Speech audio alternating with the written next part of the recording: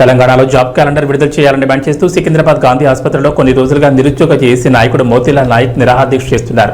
ఈ క్రమంలో నేడు బీజేపీ ఫోక్స్ పర్సన్ రాణి రుద్రమారెడ్డి ఆయనను పరామర్శించి నిరుద్యోగుల పక్షాన బీజేపీ పోరాటం చేస్తుందని హామీ ఇచ్చారు. దీక్ష విరమించాలని కోరినట్లుగా తెలిపారు.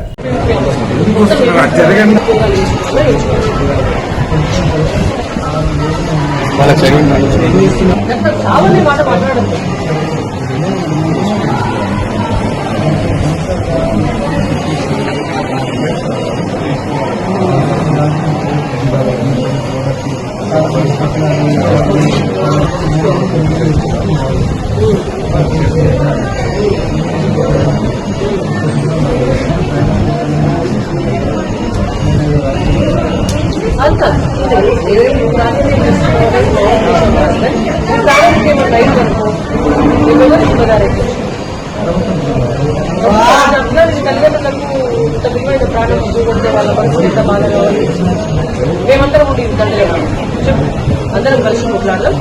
ఓకేనా? ఏం కాదు.